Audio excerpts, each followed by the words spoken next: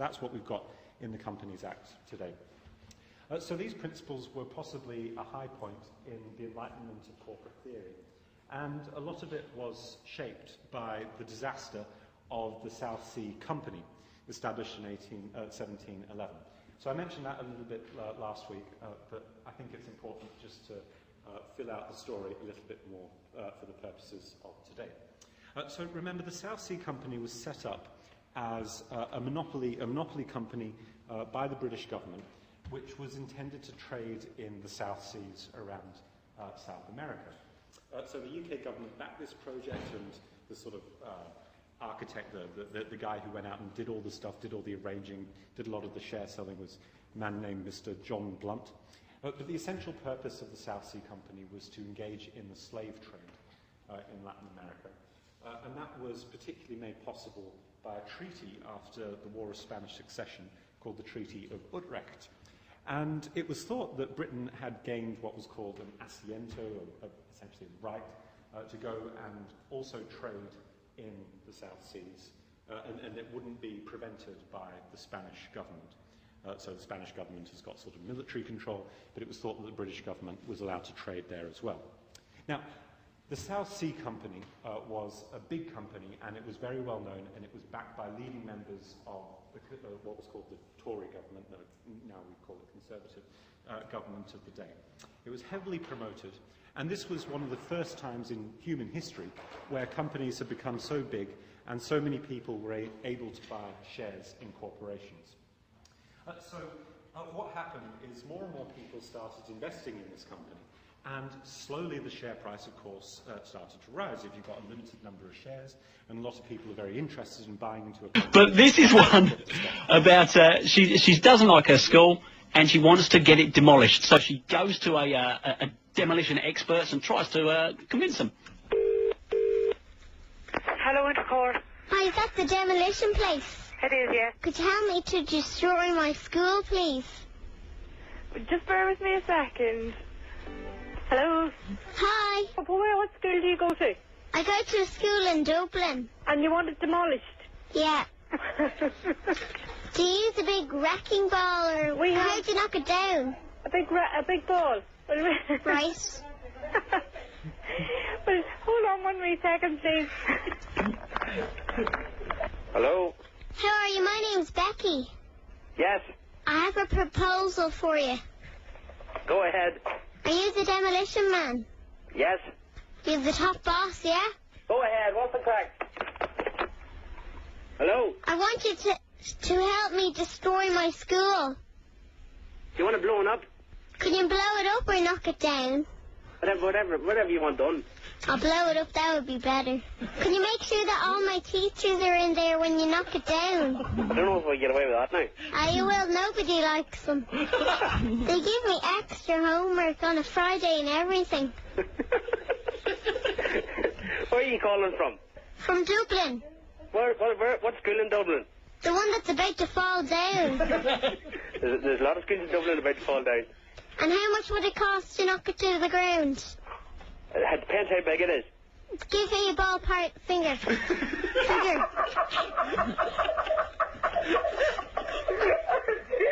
He's not there. Give me a ballpark figure. Oh, Jesus. Here's that, hey. Is this a demolition company or a joke factory? It's a joke factory at the minute, hey.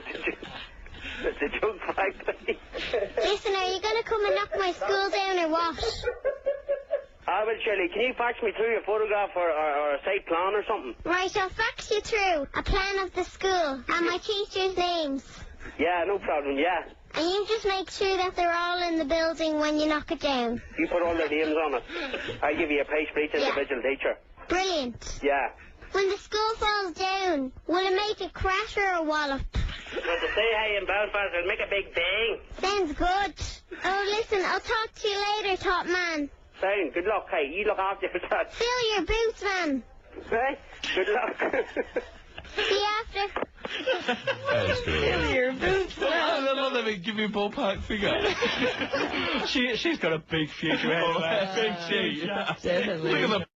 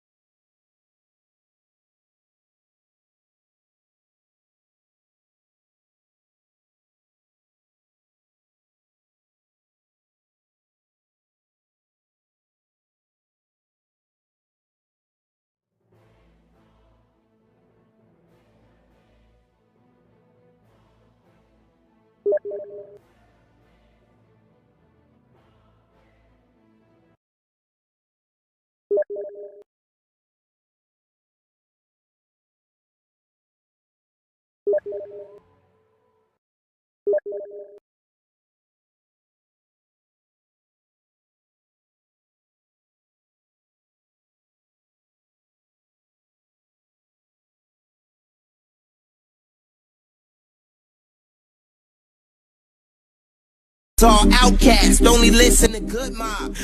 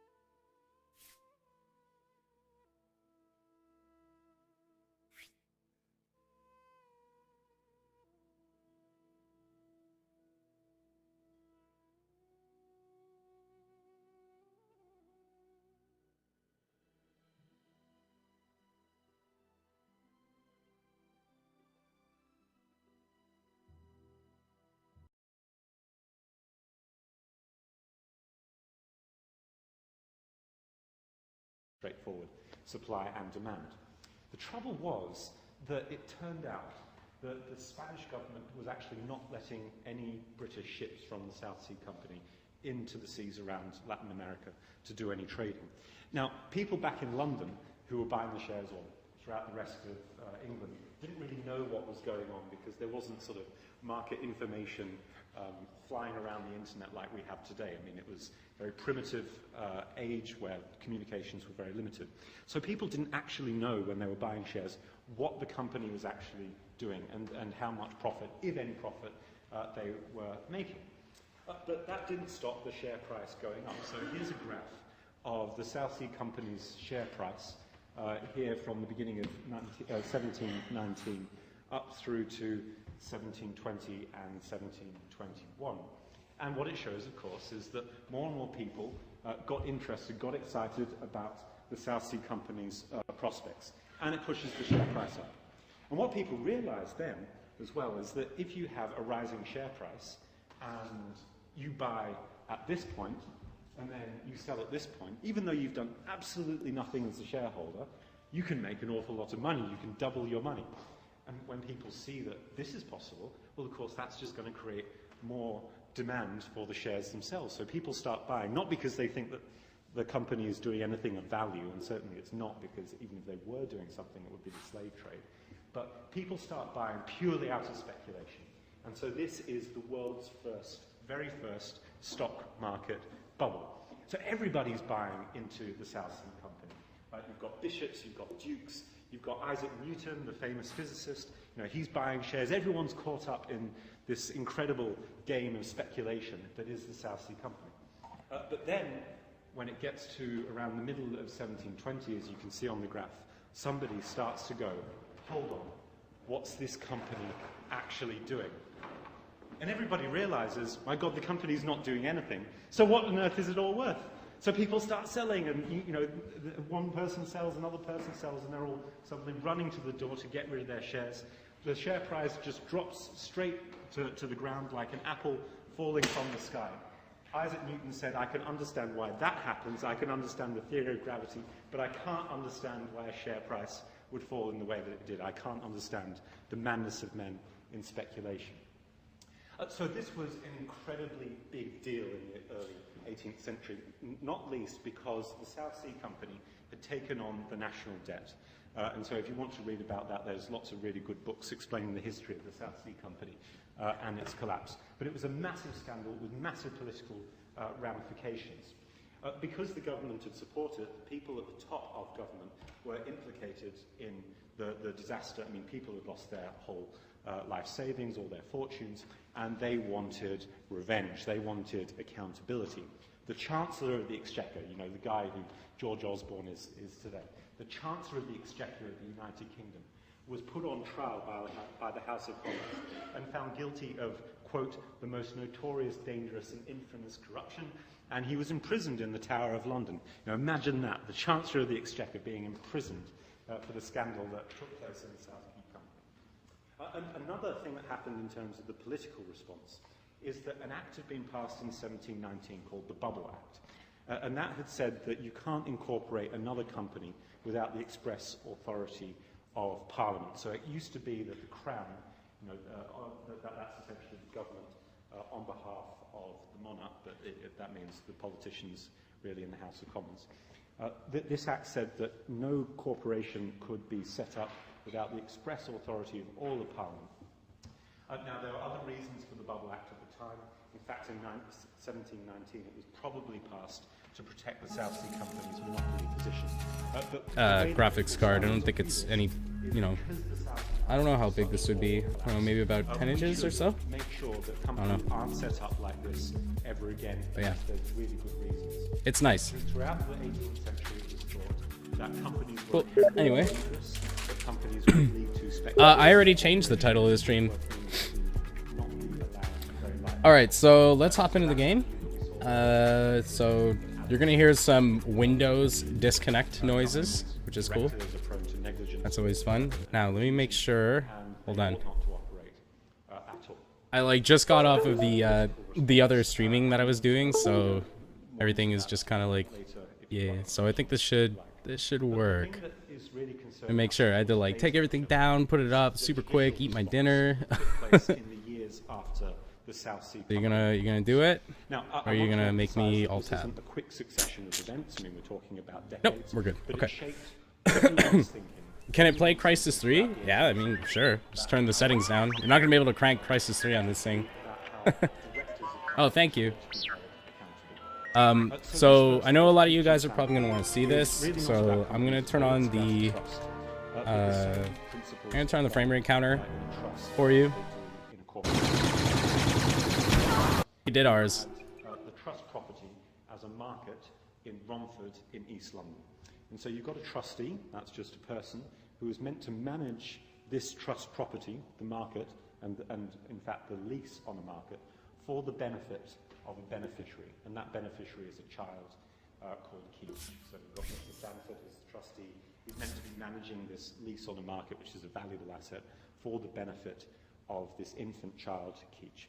So in that way, a trust is analogous to a corporation because the trustee is sort of like a director who's managing the company's affairs, and the beneficiary is like the members of the company, the shareholders and so on. So same kind of idea.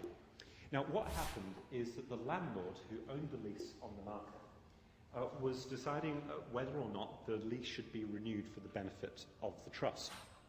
And the landlord had said, allegedly, or so the case report tells us, that he didn't want to renew the lease for the benefit or for a trust where the beneficiary was just a child. You know, he wanted to give the lease to somebody who was, you know, in business on their own account. So goes the story, and of course we don't know much more because all we've got is the case report from the early 18th century. But then what we know happens is that the trustee himself, being told by the landlord, allegedly, that the lease isn't going to be renewed for the benefit of a child, the trustee himself says, well, tell you what, I'll buy the lease on the market. So the trustee buys the lease, the valuable asset, and starts making profits later on. Now, when Keach grows up, when he's no longer an infant, but once he's of full age, he sues his former trustee for all the profits that the trustee has made. And the action is based on the idea that you had a conflict of interest. You put your own interests in making money over the interests of me as the beneficiary. You had a conflict of interest, and therefore any profit that you made out of your conflicted interest should be given up. And so what the trustee argues is, well, there was no possibility to renew the lease for you. But the court, in a very important judgment, Lord Chancellor Lord King gives the judgment, holds that that doesn't matter at all. The trustee is liable to give up all of the profits that the trustee makes, because there should be no question, no doubt, no possibility of any conflict of interest at all. Now that's a very strict rule, and it's based on the idea that we can't always inquire into all the factual circumstances. It's not always possible to get evidence of, you know, whether the landlord might have actually renewed the lease if you've given the landlord a better deal or whatever. It's not possible to inquire, and we should not inquire, because we want strict accountability of the trustee in this case, and by extension directors of companies. There should be no possibility of a conflict of interest. Now, what's the connection of this to the South Sea bubble? Well, obviously you've got the whole of the government being exposed as guilty and complicit in corruption that brings down the British economy just a few years before. This is going to have a big impact on the way that judges are later on thinking. So that, I think, I would argue, is a direct response to what happened in the South Sea bubble. And if you want to read more about it, Joshua Getzler has done an article on the background of Keach's Temple and its connection to the South Sea Company. So that's case number one of the most important principles that has lasted for 300 years right up to today. Directors, trustees, anyone in what we call a fiduciary position is not allowed to have any possibility of a conflict of interest. Second case, big important case, this time not on conflicts of interest, but on the duty of care. And this was about a corporation, not a trust, but a corporation which was essentially doing what we would now call microfinance. It was called the Charitable Corporation, and it had an extraordinary number of directors, 45 directors of this microfinance corporation. What they were meant to do was meant to give out small loans to people who are poor and have rates of interest that were below potentially market rates, and try and keep a stable return to keep the charity going. Now, it turned out that a group of the directors had taken or essentially stolen a whole pile of cash that the charitable corporation was meant to have. So £350,000, which is an incredible amount of money at the time, just vanished from the corporation's coffers. And so the question was, out of the other directors who were still there, who failed to see that one of them had just stolen the company's cash, out of those directors there, were they liable to make compensation for the amount of money that was lost, given the fact that they completely failed to exercise any oversight on what was happening with the corporation's cash? Now, Lord Hardwicke, very important judge and a very important judgment, held that the 5 primary directors, or the 5 most important active directors in the company, were primarily liable for the losses, and the remaining 40 would be secondarily liable if you couldn't get all the money back on the first time. So essentially think of it like this, that you've got some directors who are more active than not, others. The ones who are active, they're the ones that really should have been looking at what was being done with the company's money. They are primarily liable, and the other directors are going to be liable for the losses if those first 5 can't Is that a harsh rule? Is that imposing liability on directors for something that they haven't done but failed to do? Is that justified? Lord Hartwick says yes, and he says it is by no means just in the judge, after bad consequences have arisen from such execution of their power, to say that they foresaw at the time what must necessarily happen, and therefore were guilty of breach of trust. So if you think that it could be a strict rule to judge people with the benefit, or it would be wrong to judge people with the benefit of hindsight. And we don't want to be too strict when we're looking back at what directors have failed to do. However, he goes on, if some person is guilty of gross non-compliance, in other words, if they really fail in their duties, and leave management entirely to others, they may be guilty by this means of the breaches of trust that are committed by others. He's saying, so even though we shouldn't always judge people with the benefit of hindsight too harshly, there's got to be some kind of minimum standards. So you've just got to ask, well, what would a reasonable person do in this situation? And there's got to be some minimum to it. There's got to be some minimum accountability in terms of conduct. Now, the third case that came along very important in the 18th century was called Lehman case. We don't need to go into that too much. But also a Lord Hardwicke judgment, this time about a marriage settlement, saying that if you've got terms of a trust or terms of a settlement, just like a constitution in a company, you're under a duty to strictly follow the rules that bind your office. So altogether, we've got three main rules that in the 18th century were produced out of the law on people who were in positions of trust or positions of responsibility, like directors in companies. The first main rule is what we have from Lane, which is that you've got to act within your constitutional powers. The second one is just you shouldn't be negligent. In other words, you shouldn't be stupid, you shouldn't be careless. So don't be negligent. There's got to be some sort of basic standard of competence, and that's from paragraph 430. And the third main rule is that you've got to avoid any possibility at all of a conflict of interest, and that's what we get from each side. Now, it's important to see that directors' duties, or trustee duties, or whatever else, what they do functionally is they only set out minimum standards. So minimum standards of avoiding conflicts, minimum standards of conflict, minimum standards of complying with the terms of your office. And they don't do more than that, they just set minimum standards. And then you've got other mechanisms, the market or governance rights and voting to make directors and companies perform better than their minimum. But the idea is that there has to be someone in order to assure accountability. Now that I think is the traditional common law position, or at least that's how I would characterise how English law was working at the time before the inception of the Modern Companies Act.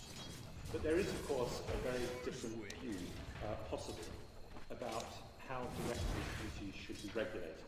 And for that, we just have to look over the Atlantic at what is going on in Delaware.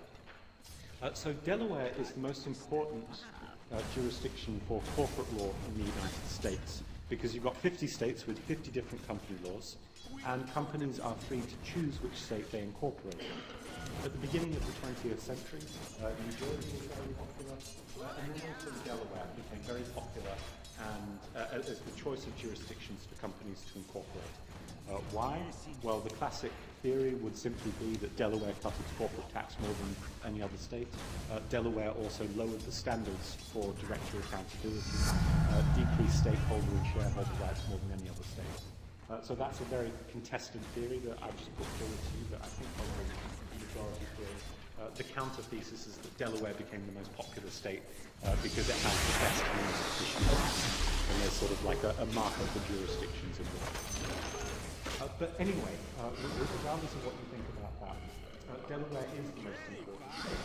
And so this is a case which exemplifies how directors' duties are managed in the state of Delaware, where all the big companies in the United States of America go to incorporate. All the big companies, including Walt Disney. So this case, Walt Disney derivative litigation, was about a director's pay package. A man called Michael Ovitz was hired by Walt Disney to be the new CEO by the person who was the chairman at the time, also called Michael Eisner. Now, Ovitz was given a compensation package, a big pay package, which, when it was being drafted, a group of company compensation consultants looked at. And they did a report on what Ovitz was about to get. The specialist compensation consultants company hired to look at this deal said that this is really bad for the company, that it probably shouldn't go through this. It will raise very strong criticism. There's too much risk for the company, and there's disproportionate rewards for Michael Ovitz. But Eisner, who's the chairman, said, no, that's fine, I really want to go through with this appointment. And so he made an announcement to the public that Ovitz was going to be hired before there was any decision by the board of directors about whether to do the deal on the terms that were being proposed. It did get to the board afterwards, and the board gave only a few minutes consideration. They didn't even look properly at the company consultant's report, so they didn't look at the compensation consultants had given. And it turned out that this was all a very bad idea in the end, because Michael Ovitz started to fall out with the chairman and the rest of the board very quickly. After 1 year's work, he was terminated. His job was terminated. He got a massive payout under the contract, which amounted to $140 million. So $140 million for 1 year's work. And actually, almost 10 years later, this doesn't even seem like a huge amount. So the question was, given the fact that it all went horribly wrong, and the company lost an awful lot of money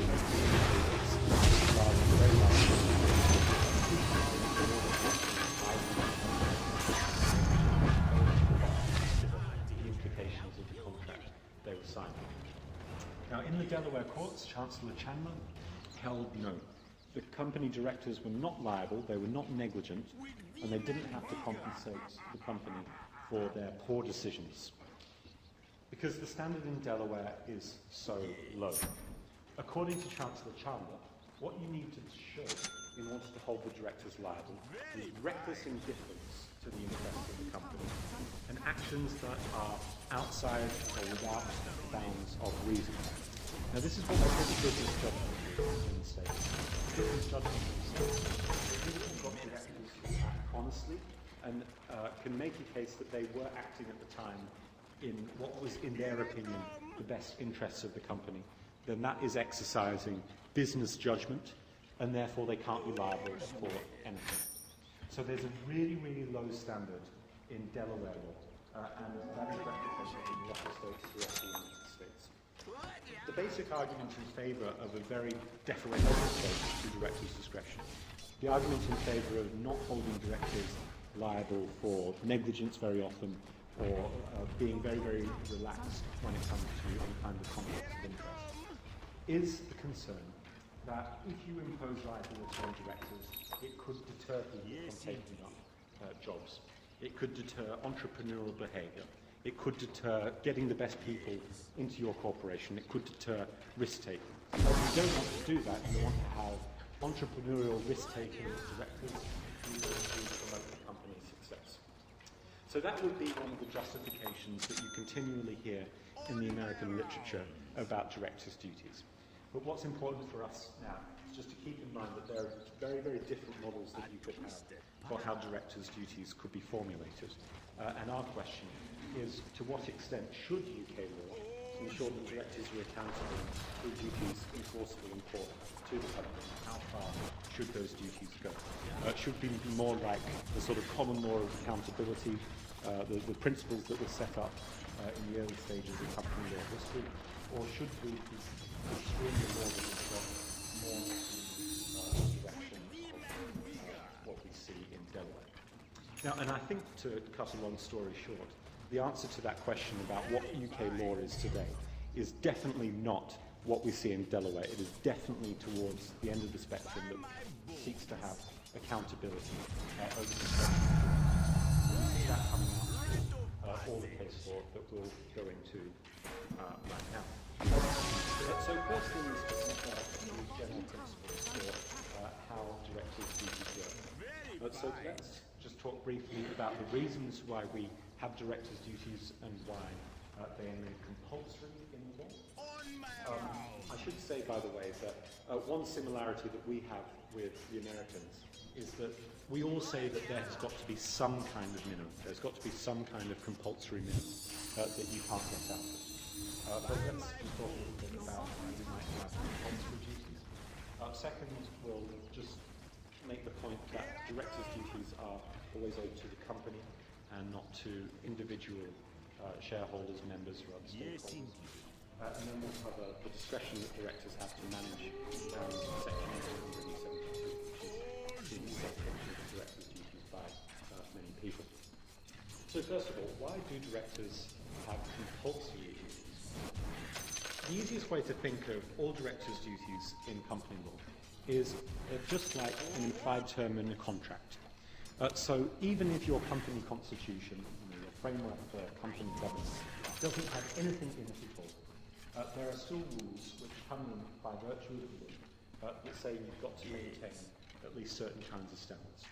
And they are made compulsory by the Companies Act. So the easiest analogy would be the Sale of Goods Act of 1979, Section 14 says that you've got to give goods of a satisfactory quality. So if I sell you a tin of soup, then that tin has to have soup inside it. It's got to be a satisfactory quality. An implied term by virtue of the Sale of Goods Act of 1979. And if you're looking at the unfair contract term, Section 3 says that you can't contract out. If you now, I suppose, the Consumer Rights Act of 2015 would say that there's duties out of which you cannot contract. So there's certain standards, just like in tax, directors' duties are doing exactly the same thing. Why make them compulsory?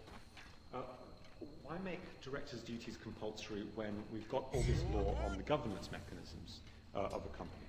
So if directors of companies can be voted out, if they can be voted out by a single majority, shouldn't a company be left to decide what kinds of duties they need to directors? Why would you have a specifying duties? I think the answer to that question would have been one that Berlin-Means would have described as the collective action problem in their book in 1932, The Modern Corporation and Private Property. So, as we said last week, shareholders in very large companies are quite distant from the directors who are in control, and they often have difficulty in organising to use their votes. And so votes are very important. Voting mechanisms within a company are very important, but there are significant costs in getting together a coalition of people who have votes in order to get rid of the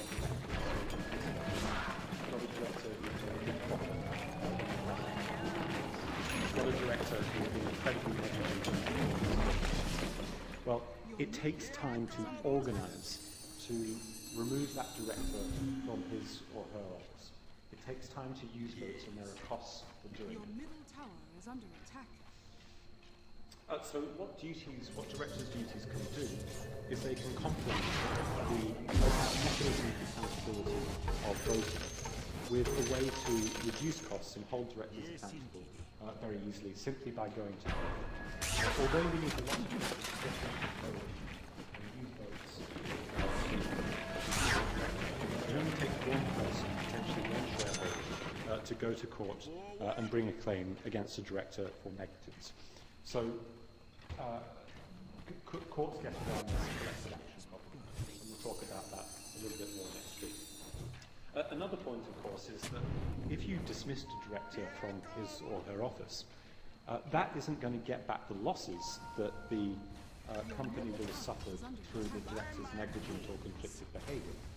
So you're not going to get back all the money that has been wasted just through dismissing. So that's where directors' duties are important. So you can recover losses and get compensation. So basically, the voting back.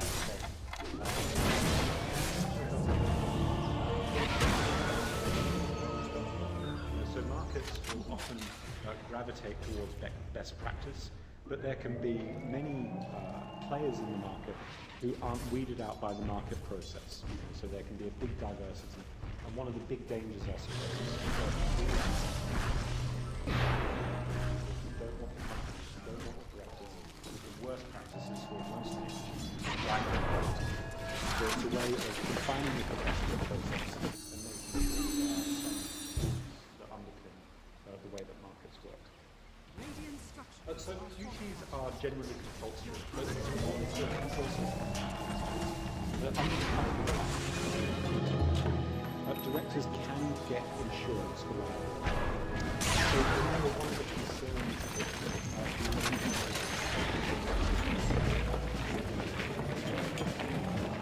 liability of the director might deter them from going into the job, going into office.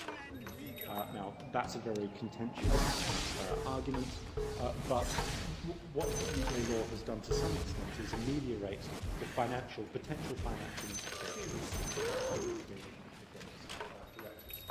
So Section 232 says that any provision that purports to exempt a director of a company from any liability that would otherwise attach to him in connection with negligence. Okay, so that's just saying directors' duties are compulsory. And then also any provision by which a company directly or indirectly provides an indemnity will be void, except as is permitted under Section 233 by provision of insurance. So let me just explain that very briefly.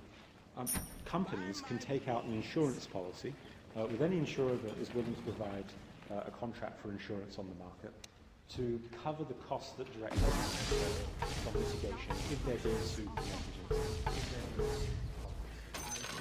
Now, that is a potential risk which I suppose could make directors think twice about going into office. But with Section 233 and with a good insurance policy, they don't need to worry about the financial implications.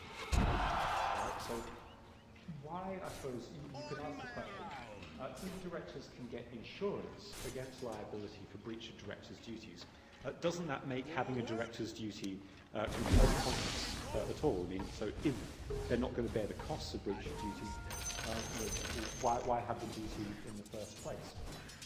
I think there's two basic answers to that. The first one is that insurers won't insure every kind of breach of duty.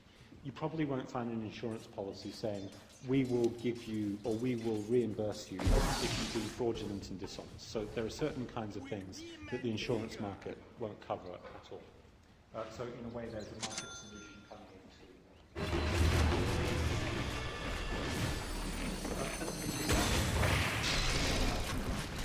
Even if a director doesn't bear the financial consequences for breach of duty, it's still not going to be a very nice thing if the company is suing you for negligence or conflict of interest. Go to court and defend your actions. So no director of any company, I can guarantee, wants to get anywhere near a courtroom and some angry barrister who's cross-examining you over how incompetent or how conflicted you have been through your recent career. Now that's going to cause incredible reputation, and it's something that no other person wants to go through and wants to keep away from as far as possible. I mean, most directors of companies are genuinely trying to do good jobs for the corporation. Most directors of companies just want to do a good service and promote the company's success, promote its products, promote its services, and they don't want to be thinking about being up before a court. That would get in the way of doing good business. So I think the intention of the law here is to try and have very strict standards and make sure that if you have somebody who is perhaps intentionally doing wrong, that those people will definitely be caught. But it also wants to make sure that the law gives a space for people to get on with the jobs that they're meant to be doing. Now, the next thing is that directors owe their duties to the company under Section 170. And the significance of this provision is that directors do not owe their duties to any other particular stakeholder. They owe their duties to a company as an entity, not to the members of the company, the shareholders, or anyone else, or the bondholders. Directors owe their duties to the company. The significance of this is that if a director has been negligent, if a director has engaged in conflict of interest, they fail to disclose something that they should have done to the company, then the company itself is the claimant who can bring the action. And we'll see a lot more about that next week. So the basic idea is that an individual shareholder has to go to court to convince the court that they should be able to sue on behalf of them. But it's the company that is what we would call the proper plaintiff in most cases, as a general rule. So directors owe their duties to the company, not to any individual shareholder. So there's a couple of cases that illustrate this point. As part of the no conflict of interest rule, as part of the rule that there's a general rule of good faith and disclosure. Now, in an old case called Percival and Wright in 1902, there was a claim being brought by Percival, a shareholder, who had offered Wright, the director of the company, to buy his shares for £12.50 each. Percival did in fact sell his shares to the company director. But then it turned out a few weeks or months later that Wright, the director, sold those very same shares for a much larger profit. Of course, Percival was a bit annoyed because that meant that he obviously didn't know something that the company chairman did, that the company's fortunes were going to improve. And so he brought an action against Wright as the director for breach of duty, essentially breach of the duty to disclose. And that's something that a director is supposed to cover. The High Court, Justice Swinton, said that there was no breach to the shareholder, there was no individual duty owed by a director directly to a shareholder. This was just a normal contract, and the director was entitled to buy the shares from the shareholder without disclosing all the things that he or she knew. So that is a case illustrating just the idea that directors have a relationship first and foremost to the company, but not to the other people that are interested in the company directly. Yes. Another more recent case is Peskin and Anderson. So the Court of Appeal in 2000, I think, the company reports is 2001, confirms Percival and Wright and sets and elaborates on the same basic principle. So in this case, there were former members of the Royal Automobile Club Limited. So that was a mutual association for insurance and for car insurance. The former members sued the directors after they had sold their shares. And they had sold their shares for not very much money. And if they had held on to their shares, they would have made a lot more money if they had kept them. Because what the club did is it went through a process of what we call demutualization. It changed from a mutual society to a profit-making company. And the former members, if they hadn't sold, would have made a lot more money, around £35,000 each. So they brought an action against the directors of the company, and they said what you should have done is that if you knew that the company was going to demutualize, you should have told us, because then we wouldn't have sold our shares, we would have held on to them. And so you had a duty to disclose, and you didn't do, and so we've got a loss, and you should compensate us for the loss. Now again, the Court of Appeal holds that the directors didn't owe any duty directly to the shareholders. The only duty was owed to the company. So the former members did not have a claim. Lord Justice Mummery gives a judgment saying precisely this. It would be possible, however, for the directors to specifically assume a duty to individual shareholders through an agreement, through a contract, or by specific representations to the shareholders which turned out to be misrepresentations. So, for instance, if the directors had said, yeah, sure, go and sell your shares, we have no plans to demutualize, then that could have been a breach of duty because they would have been assuming the duty directly to the shareholders and then breaking it. So if they'd said something that was negligently misinformed or fraudulent, then they could have owed a duty. But because the directors had just said nothing, they had failed to positively disclose, they weren't liable to the shareholders individually. So, yeah, same basic principle. Not to individual. As I said, we'll see more about the consequences of that rule next week when we do the derivative claim and unfair prejudice.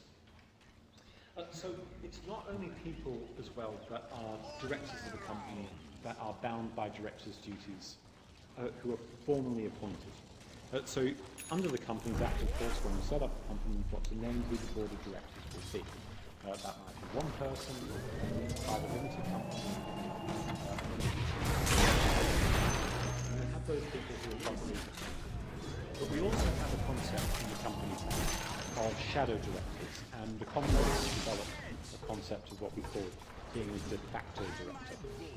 And these groups of people are also bound by directors' duties by virtue of the Companies Act Section 170, the Common Law Section 251. What is a de facto director? A de facto director would be somebody who hasn't been formally appointed to the board of directors, but nevertheless carries out management functions. So a de facto director is someone who isn't formally appointed, has been intimately involved in functions which are exactly the same as a director would be doing. And the common law has always said that people who do such a thing will be liable as if they were formally appointed. So that's a now in statute there's also an additional concept of what we call a shadow director. And a shadow director is someone who kind of lurks in the shadows. Nobody wants him or her to know. Nobody. He or she doesn't want anybody else to know that they are running the company and sort of pulling the strings. So a shadow director is someone who's giving instructions or strongly influencing what the actually formally appointed directors are doing. So they're lurking in the shadows, but they're actually calling the shots or pulling the strings. The definition formally is set out in Section 251. So a shadow director means the person with whose directions or instructions the directors, the actually formally appointed directors of the company, are accustomed to act. So again, I mean, just think of, like the puppet, that's like the directors on the board, and then you've got the puppet master lurking in the shadows, that's the shadow director. So who could that actually be in practice? Well, it might be a big shareholder, it might be a corporate shareholder, it could be the director's husband or the director's wife. So you've got the directors on the board, but really when the director goes home, his wife is telling him what to do. So that could be a shadow director too. In practice, it's probably going to be a very large shareholder, or potentially a bank or a big creditor to the company that has got really a lot of influence over what the board is actually doing. It is, however, a very high threshold, there's a very high threshold to prove that somebody is a shadow director. And that led to a case in the Supreme Court a few years ago called Paycheck Services, or another name that you'll see in the report is Holland and Revenue and Customs Commissioners. This was about a group of 42 insolvent companies.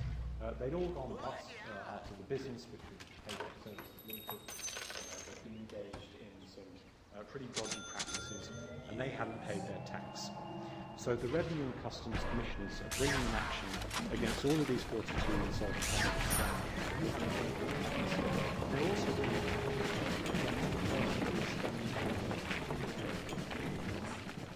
Now the way that this worked is that you've got all these, you've got all these companies.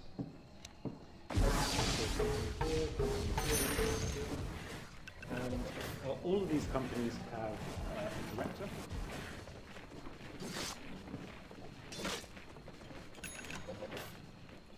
But those directors are themselves companies.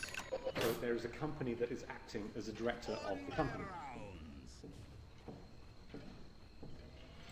And then you've got this guy called Mr. Holland, so here's Mr. H, who is the director of these companies. So essentially the corporate director is not really fulfilling any function at all.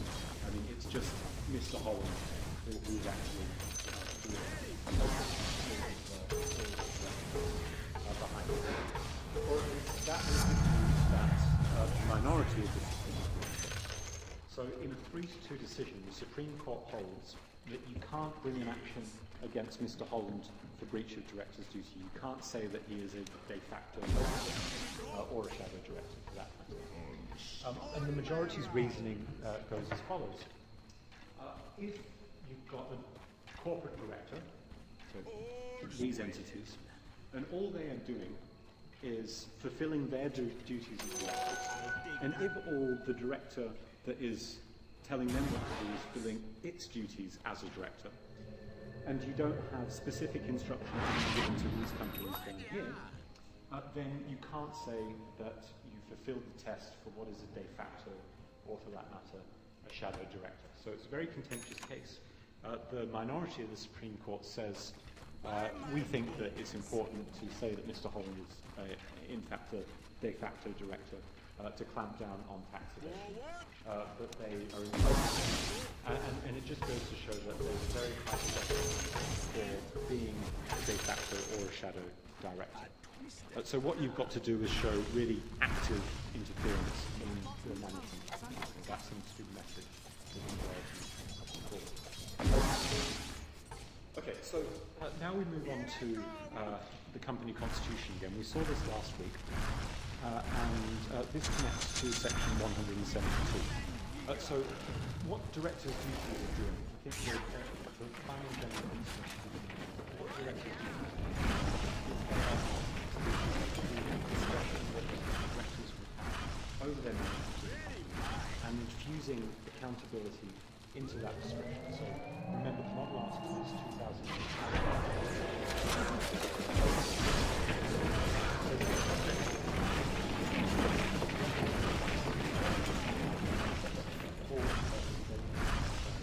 All the powers of the company. So that's the general position of what that is the general power of a director. They can manage all of the affairs of the company. They can exercise all of its powers. So what directors' duties are doing is they're sort of clawing back some of the discretion that directors have been given by the basic norms in the Roman Constitution. So they're infusing accountability into relations of power and authority that directors have. Now that brings us to the duty to promote the company's success. So this is our first substantive duty, if you like. But it's not actually a duty like all the others, because it's very difficult to enforce. It creates a lot of debate, and we'll talk about this more next week. What is that a director of a company must act in the way that he or she considers in good faith will be most likely to promote the success of the company for the benefit of its members as a whole. And in doing so, have regard to a list of stakeholders, which basically includes the company's prospects in the long term, the community, the environment, the employees of the company, anybody who's related to the company through a supply chain. So essentially a whole list of different kinds of stakeholders that could be interested in the company, with one main exception. There is no mention in section 172 of directors themselves. So essentially section 172 says all directors have to act in the interests of the company. They've got to promote the success of the company. What does the company mean? Well, all the stakeholders except you, the directors. So directors are not allowed to run the company in the interests of themselves. They've got to run it to promote the success of the company as the whole. And section 172 spells that out as a whole list of stakeholders. Now, I think it's also worth noting, in connection with last week, that nowhere in section 172 does it say that you've got to act in the interests of shareholders. So remember, we mentioned shareholder value a little bit last week, and I suppose I put forward the opinion that shareholder value is not a norm which UK law recognises. And that's pretty clear, I think, from section 172. Nowhere does it mention shareholders. Nowhere does it say that companies have to be run in the interests of shareholders for dividends and profits. It does refer to members of the company, but it does seem that the members' interests are not the same as shareholders, and also you can put the interests of other stakeholders above who the members are. So remember, members could be shareholders, they are usually most of the time, but they could also be other stakeholders depending on the company constitution. So one case which tells us very clearly that companies do not need to be run for the benefit of just pure interest and profits is a case called Shepherd and Williamson. So this is a very small case in the High Court, but I think pretty important in its implications. So here you had Shepherd, who was a director, and the company had gone into insolvency. So he was alleged to have breached his duty to the company in the run-up to insolvency by reporting to the competition authorities, that's the Office of Fair Trading, now it's called the Competition and Markets Authority. He reported that the company was involved in a cartel. So that's a breach of European law, it's a breach of the Competition Act 1998. He reported to the authorities that the company was involved in a cartel, and of course that destroys the company's business prospects because it collapses into insolvency immediately after. So that's very bad for shareholders and very bad for dividends and very bad for profits. Yes. It was alleged that Shepherd, by reporting to the authorities that the company was in a cartel, was in breach of his duty under Section 172, it was argued, under Section 172 to promote the company's success. Now, of course, it is true that if you tell the competition authorities you're in a cartel, it's very likely that that's going to lead to insolvency. Insolvency is a very different thing, you might say, to the company's success. But Justice Proudman in the High Court says that there is no breach of Section 172 by Shepherd, and implicitly what he's saying is that it was legitimate for the director to put the interests of the community in ensuring effective competition, in ensuring fair markets, above the interests of company profits and dividends.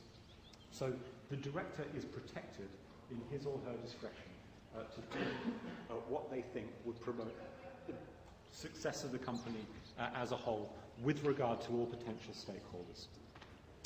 I should also emphasise that under Section 172, you'll see right at the beginning, it says a director of the company must act in the way that he considers in good faith would be most likely to promote the company's success.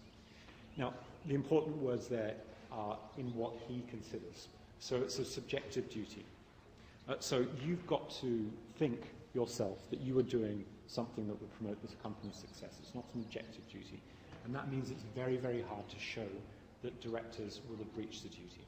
Because what you would have to show is that the director subjectively thought that they were doing something that was going to damage the company's prospects. That's very difficult.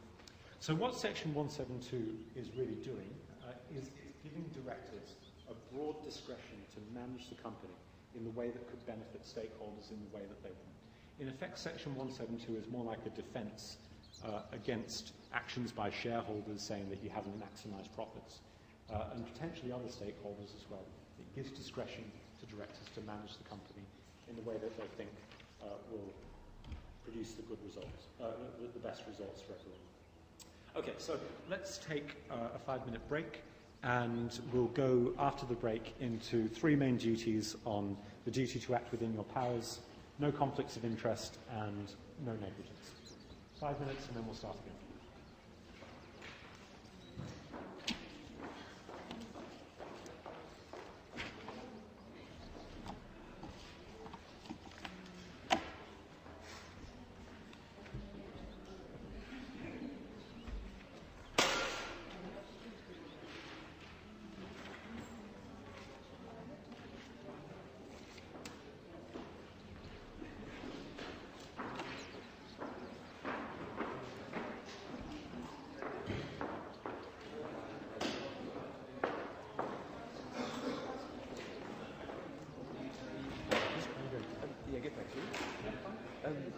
Why would you have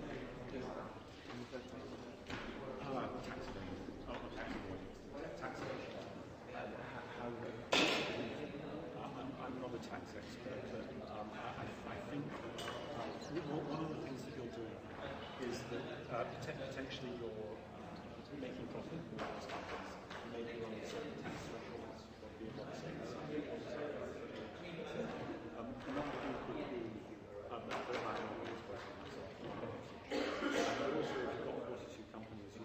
diversifying risk. So if one company goes insolvent, then it's going to be different for debtors and creditors. But those creditors can't go and sue the other companies that are outside of that. Okay. So yeah, you just swap companies because the companies are all separately managed into a limited. Sure. Okay. Okay. Thanks.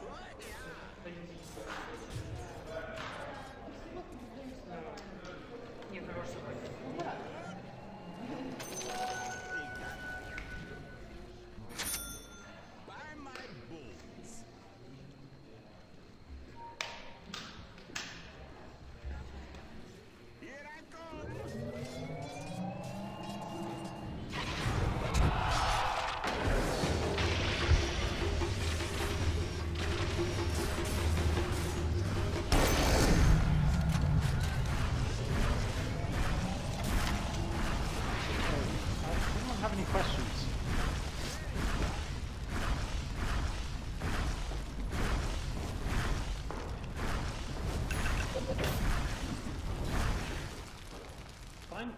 So as I said, we'll do our duties. So everything that we just said before is kind of background and context. And here's where you need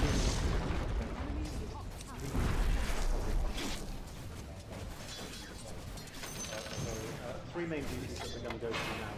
Firstly, section 171, duty to act for public purposes. Then we'll go to duty to not be negligent in section 174. And then afterwards, the duties to avoid section 175 and 177. So the duty to act for public purposes. Under section 177, two very simple things. Firstly, you have the company constitution, and that tells you what you can and can't do. It tells you the rules that you have to abide by. So remember, you've got the genuine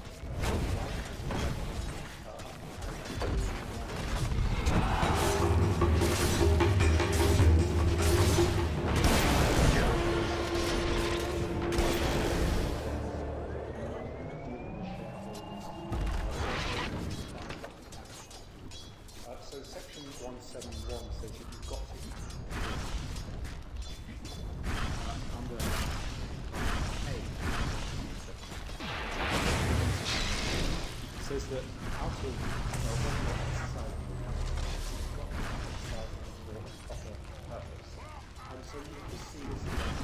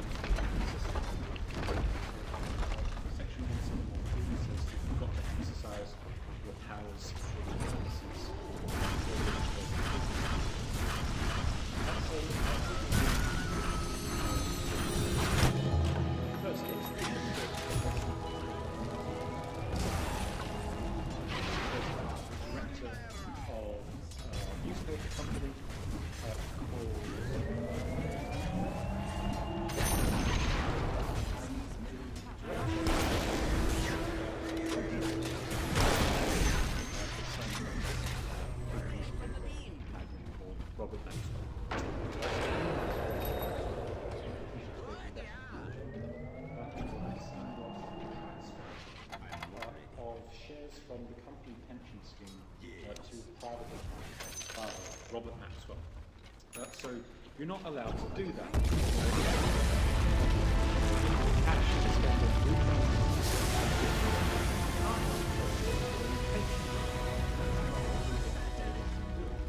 taking money from the company pension pot, putting it into the pockets, in this case of the guy Robert Maxwell, who was owning the whole company, and they didn't give any consideration for it. It's just a straightforward theft of the company pension plan. Now, fortunately, or